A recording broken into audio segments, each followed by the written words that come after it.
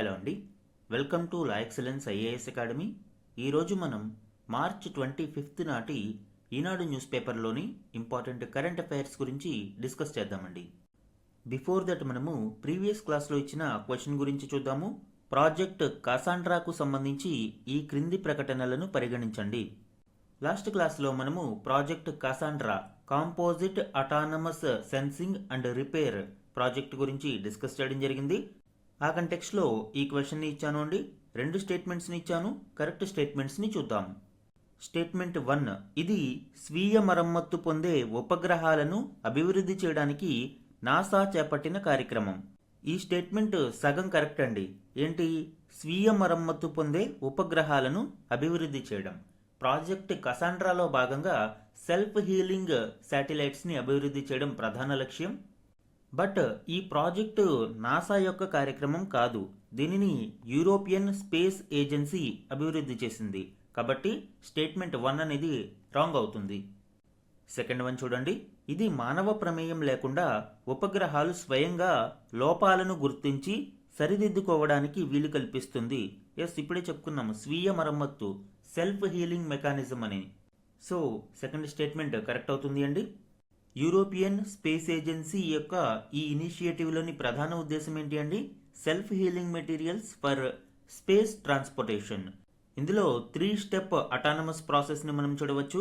ముందుగా autonomous sensing ద్వారా అతి సూక్ష్మ స్థాయి పొగళ్లను కూడా గుర్తిస్తారు through fibre optic sensor network ద్వారా. తర్వాత హీట్ అండ్ రిపేర్. ఇందులో 3D printed aluminium integrated heating grids ద్వారా టెంపరేచర్ అనేది జనరేట్ చేస్తారు. సుమారు 100 నుంచి 140 డిగ్రీల సెంటీగ్రేడ్ టెంపరేచర్ ఇక్కడ మనం చూడవచ్చు.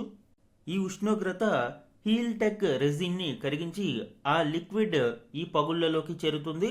దెన్ అది క్యూర్ అవుతుంది. స్ట్రక్చర్ అనేది రీస్టోర్ అవుతుంది థర్డ్ స్టెప్లో. లాస్ట్ క్లాస్లో ఈ ప్రాసెస్ మొత్తం డీటెయిల్డ్గా మనము డిస్కస్ చేయడం జరిగింది అండి. సో స్వయంగా లోపాలను గుర్తించడానికి మరియు వాటిని సరిదిద్దుకోవడానికి ఈ 3 స్టెప్ అటానమస్ ప్రాసెస్లో ఈ సెల్ఫ్ హీలింగ్ మెకానిజం అనేది అభివృద్ధి చేయబడింది. సో ఇందులో first statement wrong and second statement correct. Answer ఏమవుతుంది అండి? B, 2 only is the correct answer ఇక్కడ.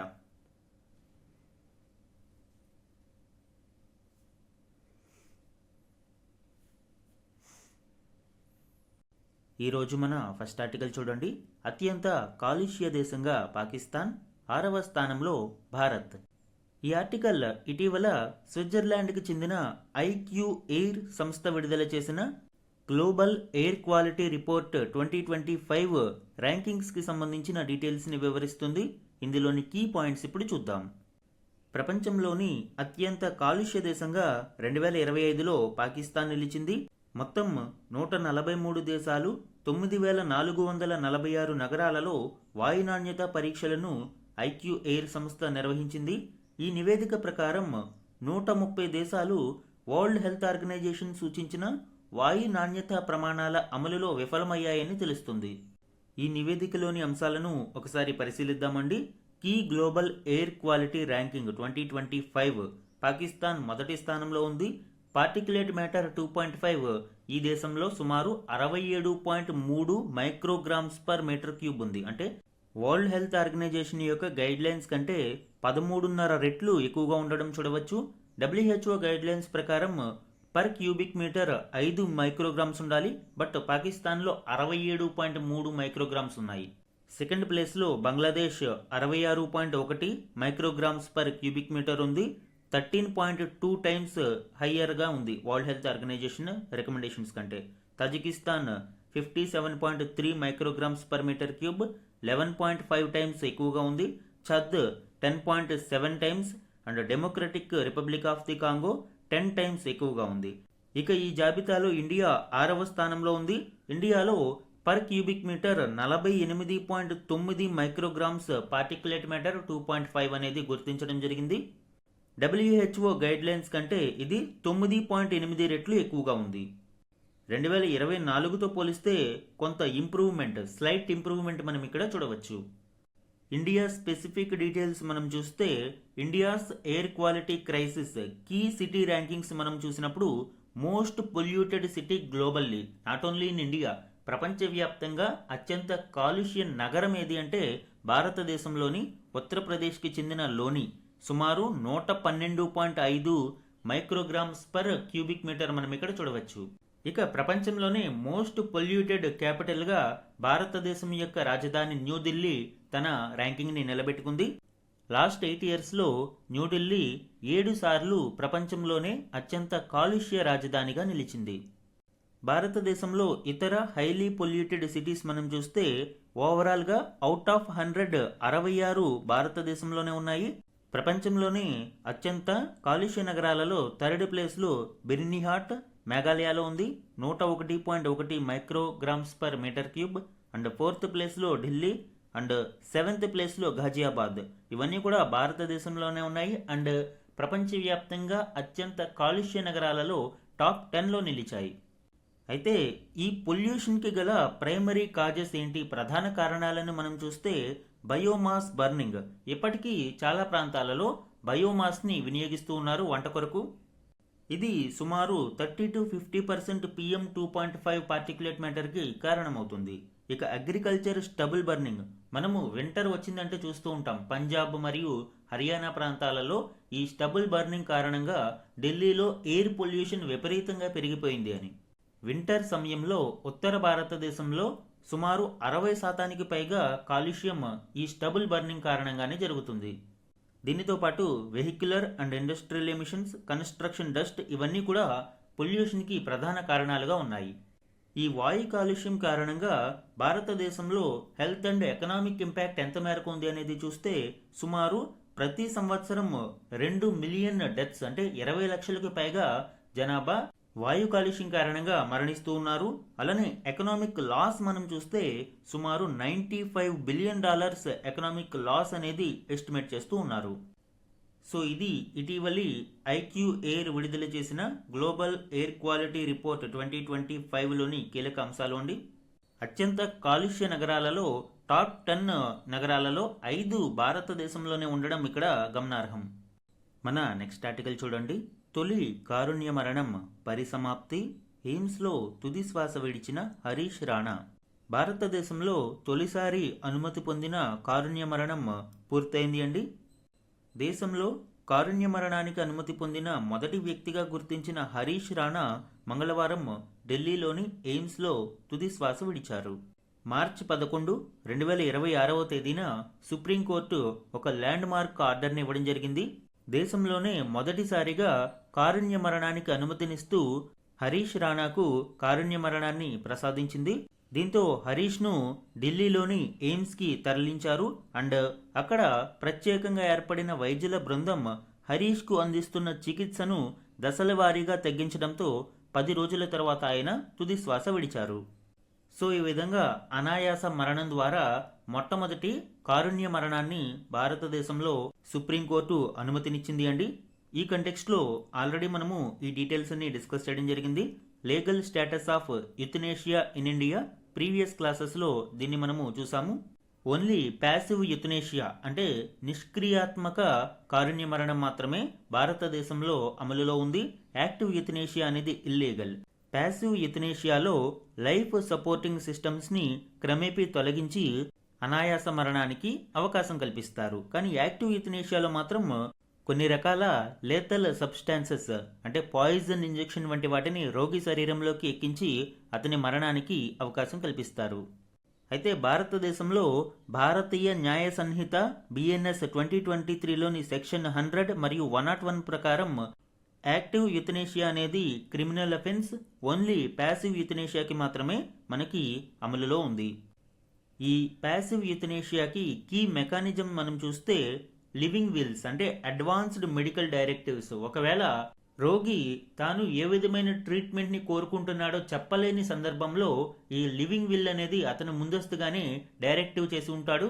సో ఆ డైరెక్టివ్ లివింగ్ విల్ ప్రకారం అతనికి చికిత్స అందించడమో లేదా ప్యాసివ్ యుథనేషియాకి అనుమతి ఇవ్వడమో జరుగుతుంది. 2018లో సుప్రీంకోర్టు కామన్ కాజ్ జడ్జిమెంట్లో ఈ లివింగ్ విల్స్ని రికగ్నైజ్ చేయడం జరిగింది. అయితే లివింగ్ విల్ ఖచ్చితంగా ఉంటేనే కారుణ్య మరణానికి అవకాశం ఉంటుంది అనేది ఏం లేదు. బట్ లివింగ్ విల్ అనేది ఒక అడ్వాన్స్ మెడికల్ డైరెక్టివ్. అండ్ ఈ కేసెస్లో మొదట medical board primary and secondary medical boards confirming no recovery hope, ఆ పేషెంట్ ఏ రకంగానూ తిరిగి కోలుకునే అవకాశం లేదు అని ప్రైమరీ మరియు సెకండరీ మెడికల్ బోర్డ్స్ ధృవీకరించిన తరువాత high court or supreme court as parens patriae for non consenting patients వారి యొక్క అనుమతిని ఇచ్చే అవకాశం ఉండదు కాబట్టి వారి తరపున సుప్రీంకోర్టు కానీ హైకోర్టు కానీ కారుణ్య మరణానికి నిర్ణయం తీసుకోవడం జరుగుతుంది. భారతదేశంలో కారుణ్య మరణానికి సంబంధించి హిస్టారికల్ కంటెక్స్ట్ ఒకసారి చూద్దామండి. 2011లోని Aruna Ramachandran Shanbaug case landmark కేసుగా చూడవచ్చు. ఇందులో సుప్రీంకోర్టు మొట్టమొదటిసారిగా ప్యాసివ్ యుతనేషియాను రికగ్నైజ్ చేయడం జరిగింది. కానీ అరుణ రామచంద్రన్ షాన్బాగ్కి ప్యాసివ్ యుతనేషియాకు అనుమతినైతే ఇవ్వలేదు. తదుపరి another very important and landmark judgment common cause judgment 2018. So ఇందులో మొదటిసారిగా right to die is also a fundamental right under article 21 అని సుప్రీంకోర్టు గుర్తించింది. అంటే జీవించే హక్కులో గౌరవప్రదంగా మరణించడం కూడా ఒక ప్రాథమిక హక్కుగా సుప్రీంకోర్టు గుర్తించింది. అండ్ ఈ కేసులో ప్యాసివ్ యూథనేషియాను లీగలైజ్ చేయడం మనం చూడవచ్చు. అండ్ 2023 గైడ్ లైన్స్ కూడా మనం చూస్తే process made more accessible for terminally ill patients. And recent developments మనము ఆల్రెడీ చెప్పుకున్నాము. హరీష్ రాణా కేసు 2026 మార్చి 11న హిస్టారికల్ జడ్జిమెంట్ ఇవ్వడం జరిగింది. భారతదేశంలో మొదటిసారిగా కారుణ్య మరణానికి అనుమతిని ప్రసాదించింది. ఎగ్జామ్ పాయింట్ ఆఫ్ వ్యూలో ఈ కాన్సెప్ట్ చాలా చాలా ఇంపార్టెంట్ అండి. మన నెక్స్ట్ ఆర్టికల్ చూడండి.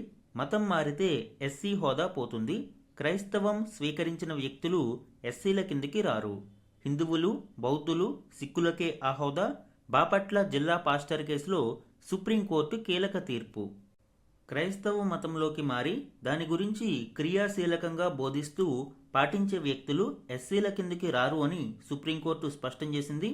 ఈ అంశంపై ఆంధ్రప్రదేశ్ హైకోర్టు 2025 ఏప్రిల్ 30న ఇచ్చిన తీర్పును సమర్థిస్తూ జస్టిస్ ప్రశాంత్ కుమార్ మిశ్రా, జస్టిస్ మన్మోహన్లతో కూడిన ధర్మాసనం మంగళవారం తీర్పు వెలువరించింది. ఈ జడ్జిమెంట్ ప్రకారం హిందూ బౌద్ధ మరియు సిక్కు మతాలు మినహా ఏ మతాల వారు ఎస్సీల కిందకి రారు అని స్పష్టం చేసింది. ఈ 3 మతాలు మినహాయించి ఇతర మతాలలోకి వెళ్లిన వారు వెంటనే ఎస్సీ హోదాను కోల్పోతారు అని పేర్కొంది. ఈ తీర్పు గురించి సుప్రీంకోర్టు ప్రస్తావిస్తూ ఎస్సీల కిందికి ఎవరు వస్తారు అన్నది రాజ్యాంగ ఎస్సీ ఉత్తర్వులు 1950లో స్పష్టంగా ఉంది అని, అండ్ ఆ ఉత్తర్వులలోని క్లాజ్ 3లో పేర్కొన్న మతాలు మినహాయించి మిగిలిన ఏ మతంలోకి మారినా పుట్టుకతో సంబంధం లేకుండా ఆటోమేటిక్గా ఎస్సీ హోదా పోతుంది అని సుప్రీంకోర్టు పేర్కొనడం ఇక్కడ చూడవచ్చు. అటువంటి వారికి ఎటువంటి చట్టబద్ధమైన ప్రయోజనాలు, రక్షణలు మరియు రాజ్యాంగం, పార్లమెంటు, శాసనసభలు చేసిన చట్టాల కింద పొందుపరిచిన రిజర్వేషన్లు, హక్కులు, ప్రాధాన్యతలు పొందలేరు అని పేర్కొనడం మనం చూడవచ్చు. కేవలం రాజ్యాంగ ఎస్సీ ఉత్తర్వులు 1950లో పేర్కొన్న క్లాస్ 3లోని 3 మతాలకి చెందిన వారికి మాత్రమే ఎస్సీ ప్రయోజనాలు అందుతాయని పేర్కొనడం ఇక్కడ చూడవచ్చు. ఈ తీర్పుకు సంబంధించి మరిన్ని డీటెయిల్స్ ఇక్కడ చూడండి. Absolute restriction only clause 3 of the constitution scheduled castes order 1950లోని 3 మతాలకి మాత్రమే ఇది పరిమితమవుతుంది ఎస్సీ హోదా అనేది. అండ్ లాస్ ఆఫ్ బెనిఫిట్స్ ఇక్కడ చూడవచ్చు. Reserved seats, government jobs and educational scholarships ఇవన్నీ కూడా కోల్పోతారు. అండ్ వీరికి ఎస్సీ ఎస్టీ యాక్ట్ కూడా వర్తించదు అని సుప్రీంకోర్టు పేర్కొంది అండి. క్యాస్ట్ సర్టిఫికేట్స్ ఇన్వాలిడ్, కేవలం క్యాస్ట్ సర్టిఫికేట్లో ఎస్సీ హోదా అని ఉన్నంత మాత్రాన ఎస్సీ హోదాకి అర్హత కాదు అని సుప్రీంకోర్టు పేర్కొనడం ఇక్కడ చూడవచ్చు. అయితే ఎస్టీస్కి మాత్రం ఇక్కడ ఎగ్జంప్షన్ ఇవ్వడం జరిగింది. షెడ్యూల్డ్ ట్రైబ్స్ ఇందులో ఎగ్జంప్ట్ చేయడం జరిగింది. అంటే షెడ్యూల్డ్ క్యాస్ట్ పీపుల్ క్రైస్తవంలోకి, ఇస్లాంలోకి లేదా ఇతర మతాలలోకి దేనిలోనైనా మారితే వారికి రిజర్వేషన్స్ కానీ ఈ బెనిఫిట్స్ కానీ వర్తించవు. కానీ ఎస్టీ పీపుల్ మాత్రం ఏ మతంలోకి మారినా వారికి ఈ అన్ని బెనిఫిట్స్ కూడా వర్తిస్తాయి. అలానే సొంత మతంలోకి తిరిగి వచ్చినట్లు నిరూపించుకోవాలి అంటే 3 నిబంధనలు ఖచ్చితంగా పాటించాలి అని సుప్రీంకోర్టు పేర్కొంది. ఒకవేళ ఎవరైనా ఒక వ్యక్తి రాజ్యాంగ షెడ్యూల్డ్ కులాలు ఉత్తర్వులు 1950లోని క్లాస్ 3లో లేని మతాన్ని స్వీకరించి తిరిగి హిందూ, సిక్కు, బౌద్ధ మతాల్లోకి మారాలనుకుంటే 3 నిబంధనలను తప్పనిసరిగా పాటించాలి. తాను క్లాస్ 3లో పేర్కొన్న కులం వ్యక్తినని స్పష్టమైన ఆధారాలు చూపాలి. అంటే అతనికి గతంలో ఎస్సీ హోదా ఉండేది అని ఆధారాలు చూపాల్సి ఉంటుంది. తదుపరి తొలుత స్వీకరించిన మతాన్ని పూర్తిగా త్యజించినట్లు తన వాస్తవ మతంలోకి మళ్ళీ మారానని చెప్పడానికి బలమైన ఆధారాలు చూపాలి. అండ్ థర్డ్ వన్, ఆ వ్యక్తి తిరిగి సొంత మతాన్ని స్వీకరించిన విషయాన్ని ఆ కులం వారు ధృవీకరించి తమలో ఒకరిగా స్వీకరించారని నిరూపించే విశ్వసనీయమైన ఆధారాలు ఉండాలి. ఓన్లీ సెల్ఫ్ డిక్లరేషన్ ఇక్కడ సరిపోదు. ఇందులో ఏ ఒక్క షరతును నిరూపించలేకపోయినా వారి యొక్క క్లెయిమ్ నిలవదు అని సుప్రీంకోర్టు పేర్కొంది. సో ఇది ఇటీవల సుప్రీంకోర్టు ఎస్సీ హోదాకి సంబంధించి క్రిస్టియానిటీ మరియు ఇతర మతాలలోకి కన్వర్ట్ అయ్యి ఎస్సీ బెనిఫిట్స్ని పొందుతున్న వారికి సంబంధించి ఇచ్చిన తీర్పుని ఇక్కడ చూడవచ్చు. మన నెక్స్ట్ ఆర్టికల్ చూడండి. యూసీసీ బిల్లుకు గుజరాత్ ఆమోదం. యూనిఫామ్ సివిల్ కోడ్ బిల్లుకు గుజరాత్ రాష్ట్ర అసెంబ్లీ ఆమోదం తెలిపింది. ఉమ్మడి పౌర స్మృతిని అమలు చేసేందుకు ప్రభుత్వం చర్యలు తీసుకుంది. వీటిలో భాగంగా సివిల్ కోడ్ బిల్ 2026ను మంగళవారం రాష్ట్ర అసెంబ్లీ ఆమోదించింది. యూసీసీ అమలుపై రాష్ట్ర ప్రభుత్వం నియమించిన కమిటీ తుది నివేదికను సమర్పించిన వారం రోజుల తర్వాత ఈ బిల్లును అసెంబ్లీ ముందుకు తెచ్చారు. బహుభార్యత్వాన్ని నిషేధించే ఈ బిల్లుతో దేశంలో యూసీసీ బిల్లును ఆమోదించిన రెండవ రాష్ట్రంగా గుజరాత్ నిలిచింది. ఆల్రెడీ 2024 ఫిబ్రవరిలో ఉత్తరాఖండ్ మొదట ఈ బిల్లును ఆమోదించి అమలు చేస్తుంది. ఇప్పుడు రెండవ రాష్ట్రంగా గుజరాత్ నిలవడం ఇక్కడ చూడవచ్చు. యూనిఫామ్ సివిల్ కోడ్కి సంబంధించి మరిన్ని డీటెయిల్స్ చూడండి. యూనిఫామ్ సివిల్ కోడ్ అనేది సివిల్ విషయాలు లైక్ మ్యారేజ్, ఇన్హెరిటెన్స్ అంటే వారసత్వం, అడాప్షన్ దత్తత, డివోర్స్, సక్సెషన్, సో ఇవన్నిటిలోనూ ఒకే విధమైన చట్టం అమలులో ఉండడానికి రిలీజియన్ బేస్డ్ పర్సనల్ లాస్ని రీప్లేస్ చేయడం కోసం యూనిఫామ్ సివిల్ కోడ్ అనేది తీసుకురావడం జరుగుతుంది. యూసీసీకి కాన్స్టిట్యూషనల్ అండ్ లీగల్ స్టేటస్ మనం చూస్తే భారత రాజ్యాంగంలోని ఆర్టికల్ 44 దీని గురించి ప్రస్తావిస్తుంది. అయితే ఇది డైరెక్టివ్ ప్రిన్సిపల్స్ ఆఫ్ స్టేట్ పాలసీలో మాత్రమే ఉంది. అంటే ఖచ్చితంగా అమలు చేయాలని ఏం లేదు, కానీ రాజ్యం తగిన సందర్భంలో ఈ యూనిఫామ్ సివిల్ కోడ్ని తీసుకురావడానికి ఆర్టికల్ 44 అవకాశం కల్పిస్తుంది. లీగల్ స్టేటస్ మనం చూస్తే ఇది నాన్ జస్టిసియబుల్, అంటే యూనిఫామ్ సివిల్ కోడ్ని అమలు చేయడం లేదు అని కోర్టుకు వెళ్ళడానికి అవకాశం లేదు. కేవలం రాజ్యం యొక్క డిస్క్రిషన్ మీద ఇది ఆధారపడి ఉంటుంది. అందుకే కొన్ని రాష్ట్రాలు మాత్రమే వీటిని అమలు చేస్తున్నాయి. ఇప్పుడు గోవాలో ఎప్పటి నుంచో యూసీసీ లాంటి ఒక విధానం అమల్లో ఉంది, కానీ అది యూసీసీ కాదు అండి. పోర్చుగీస్ సివిల్ కోడ్ ఆఫ్ 1867 అక్కడ అమలులో ఉంటుంది. ఇండిపెండెంట్ ఇండియాలో యూసీసీని అమలు చేసిన మొదటి రాష్ట్రంగా ఉత్తరాఖండ్ నిలిచింది. ఇప్పుడు రెండవ రాష్ట్రంగా గుజరాత్ దీనిని త్వరలోనే అమలులోకి తీసుకురానుంది. కీ ఆబ్జెక్టివ్స్ ఏంటండి ఈ యూసీసీకి? Gender justice. ఎందుకంటే వివిధ మతాలలో వివిధ రకాల చట్టాలు ఉండడం వలన ఎక్కువగా మహిళలు నష్టపోతూ ఉన్నారు. కాబట్టి ఈ లింగ సమానత్వం కోసం ఈ యూసీసీని తీసుకురానున్నారు. అలానే నేషనల్ ఇంటిగ్రేషన్, జాతీయ సమైక్యతకు ఇది దారితీస్తుంది. And simplification of laws, personal లాస్లో వివిధ రకాల చట్టాలు ఉండడం వలన కాంప్లికేషన్ ఎక్కువ అవుతుంది. సో లాస్ సింప్లిఫికేషన్ కోసం కూడా ఈ యూసీసీ అనేది ఉపయోగపడుతుంది. అయితే మేజర్ డిబేట్స్ అండ్ ఛాలెంజెస్ మనం ఇక్కడ చూడవచ్చు అండి. Arguments in favour of UCC మనం చూస్తే ఆర్టికల్ 14 ప్రకారం ఈక్వాలిటీ బిఫోర్ లా అనేది ఈ యూసీసీ వలన అమలు అవుతుంది అండి. అందరు సిటిజన్స్కి సమానత్వం అనేది ఇక్కడ చూడవచ్చు. అలానే మోడర్నైజేషన్, ఎందుకంటే చాలా పర్సనల్ లాస్లో అవుట్డేటెడ్ లాస్ మరియు కొన్ని ఇన్హ్యూమెన్ లాస్ కూడా మనము చూస్తూ ఉన్నాము. సో ఇలాంటి వాటన్నిటిని మోడర్నైజ్ చేయడానికి ఈ యూసీసీ అనేది దోహదపడుతుంది. అలానే సెక్యులరిజం, ఇది వివిధ రకాల మతాల యొక్క పర్సనల్ లాస్ని డీలింగ్ చేసి యూనిఫామ్ సివిల్ కోడ్ను అమలు చేయడానికి ఉపయోగపడుతుంది. అయితే ఆర్గ్యుమెంట్స్ ఎగనెస్ట్ మనం చూస్తే ఇది రిలీజియస్ ఫ్రీడమ్కి ఎగనెస్ట్ అని మనం చెప్పుకోవచ్చు. ఎందుకంటే కొన్ని మతాలలో కొన్ని ఆచారాలు తప్పనిసరిగా పాటించాల్సి ఉంటుంది. సో యూనిఫామ్ సివిల్ కోడ్ వలన వాటికి ఆటంకం కలిగే ప్రమాదం ఉంది. అలానే కల్చరల్ డైవర్సిటీ కూడా దెబ్బతినే ప్రమాదం ఉంది. And lack of consensus, uniform civil కోడ్లో అన్ని డైవర్స్ గ్రూప్స్ యొక్క కండిషన్స్ను మరియు వాటి నిబంధనలను డ్రాఫ్ట్ చేసి ఒక కోడ్లో తీసుకురావడం చాలా కష్టతరం అవుతుంది. సో ఇవన్నీ ఆర్గ్యుమెంట్స్ అగెనెస్ట్ యూసీసీ అండి. అండ్ జ్యుడిషియల్ పర్స్పెక్టివ్ మనం చూస్తే supreme court repeatedly called for UCC in land mark cases, like Shah Bano case 1985 కావచ్చు, సరళా ముద్గల్ కేస్ 1995 కావచ్చు, మరియు షరియా బాను 2017 కేసు కావచ్చు. ముఖ్యంగా ఈ కేసులో ఇన్స్టెంట్ తలాక్ను బ్యాన్ చేయడం జరిగింది. అండ్ ఈ జడ్జిమెంట్ని బేస్ చేసుకుని భారతదేశంలో ట్రిపుల్ తలాక్ని బ్యాన్ చేస్తూ కేంద్ర ప్రభుత్వం ఒక చట్టాన్ని కూడా తీసుకువచ్చింది. సో ఇది యూనిఫామ్ సివిల్ కోడ్కి సంబంధించిన ఇంపార్టెంట్ డీటెయిల్స్ అండి. మన నెక్స్ట్ ఆర్టికల్ చూడండి. సైన్యంలో స్వల్పకాలిక సేవలందించిన మహిళలకు పింఛన్, సర్వోన్నత న్యాయస్థానం ఆదేశం.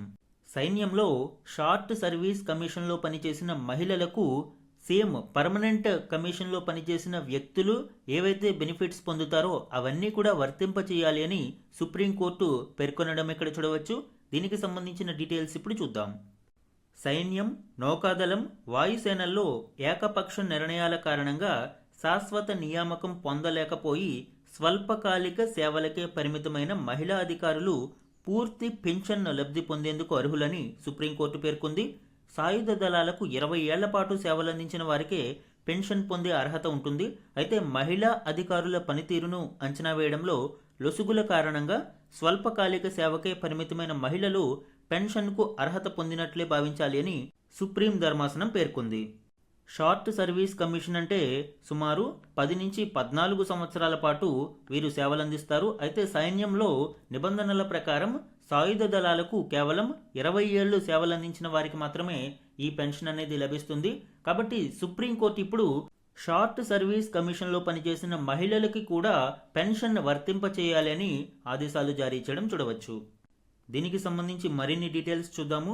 ఇండియన్ ఆర్మ్డ్ ఫోర్సెస్లో మహిళలకి సంబంధించిన జర్నీ ఏ విధంగా మొదలైంది అనేది చూస్తే 1888లో మిలిటరీ నర్సింగ్ సర్వీసెస్లో మహిళలకు అవకాశం కల్పించడం జరిగింది. తదుపరి formation of women's auxiliary corps. ఇందులో మహిళలు కేవలం నాన్ కాంబాట్ రోల్స్ అంటే కమ్యూనికేషన్స్, అకౌంటింగ్, అడ్మినిస్ట్రేషన్ ఇలాంటి విభాగాలలో పనిచేయడానికి అవకాశం కల్పించారు. అయితే ఆఫీసర్ ఆపర్చునిటీస్ మాత్రం ఇప్పటికీ లిమిటెడ్గానే ఇందులో కల్పించారు. తదుపరి స్వాతంత్ర్యం తర్వాత మహిళల పార్టిసిపేషన్ ఆర్మ్డ్ ఫోర్సెస్లో చాలా లిమిటెడ్గా ఉంది అండి. ముఖ్యంగా కొన్ని చట్టాలు మహిళల ప్రవేశాన్ని నియంత్రించాయి. లైక్ ఆర్మీ యాక్ట్ 1950లోని section 12 and air force act 1950లోని సెక్షన్ 12తో పాటు నేవీ యాక్ట్ 1957లోని సెక్షన్ 9 క్లాస్ 2 కూడా మనకి ఇక్కడ ఈ మహిళల ప్రవేశాన్ని కొంత నియంత్రించడం చూడవచ్చు. ఈ నిబంధనల ప్రకారం ineligible except as notified by government. మహిళలు కేవలం గవర్నమెంట్ నోటిఫై చేసిన కొన్ని పోస్టులకి మాత్రమే ఎలిజిబుల్ అని ఈ నిబంధనలలో పేర్కొన్నారు. అండ్ ఇన్ 1991 to 92 పీరియడ్లో మనం చూసినప్పుడు లిమిటెడ్ సపోర్ట్ రోల్స్ మహిళలకి ఓపించడం జరిగింది. ఇండియన్ ఆర్మీలో army postal services, army education corps, army ordnance corps, army service corps ఇలాగా కొన్ని పరిమిత రోల్స్ని మహిళలకు ఓపించడం జరిగింది. ఇండియన్ నేవీలో లాజిస్టిక్స్, లా, ఎడ్యుకేషన్ ఇలాంటి విభాగాలలో తీసుకురావడం జరిగింది. ఈవెన్ ఈ లిమిటెడ్ రోల్స్లో కూడా మహిళలు కేవలం షార్ట్ సర్వీస్ పీరియడ్కి మాత్రమే పరిమితమయ్యారు. ఈ షార్ట్ సర్వీస్ కమిషన్ దీని ప్రకారం ఇనీషియల్లీ 5 సంవత్సరాలు మాత్రమే మహిళలు ఈ రోల్స్లో ఉండడానికి అనుమతిచ్చారు. తదుపరి క్రమేపీ దీనిని 10+4 years 14 yearsకి పెంచడం జరిగింది. అయితే పర్మనెంట్ కమిషన్లో ఉండే సభ్యులు రిటైర్ అయ్యే ఏజ్ వరకు కూడా ఇందులో కొనసాగుతారు. బట్ షార్ట్ సర్వీస్ పీరియడ్లో ఉన్న మహిళలు కేవలం 14 సంవత్సరాలు మాత్రమే సర్వీస్లో ఉంటారు. అందువలనే పర్మనెంట్ కమిషన్లోని పురుషులు పొందే బెనిఫిట్స్ ఏవి కూడా మహిళలకు లభించడం లేదు. ఈ విషయంలో జ్యుడిషియరీ ప్రోయాక్టివ్ రోల్ తీసుకుంది. మొదటగా 2009లో Jasmine Kaur versus union of India కేసులో ఢిల్లీ హైకోర్టు మహిళా అధికారులకు కూడా పర్మనెంట్ కమిషన్ ఇవ్వాలి అని తీర్పునివ్వడం చూడవచ్చు. Air force first to grant permanent commission to SSC women. ఈ విషయంలో ఇండియన్ ఎయిర్ ఫోర్స్ మొదటిగా షార్ట్ సర్వీస్ కమిషన్లోని మహిళలకు కూడా పర్మనెంట్ కమిషన్ అవకాశం కల్పించింది. And then very important case 2020లో secretary of ministry of defence versus Babita Puniya case. ఇందులో supreme court equal rights granted to women for permanent commission. ఈ తీర్పు ప్రకారం ఎస్ఎస్సి ఉమెన్ అందరూ కూడా పర్మనెంట్ కమిషన్కి అవకాశం కల్పించడంలో ఎలిజిబుల్ అవుతారు.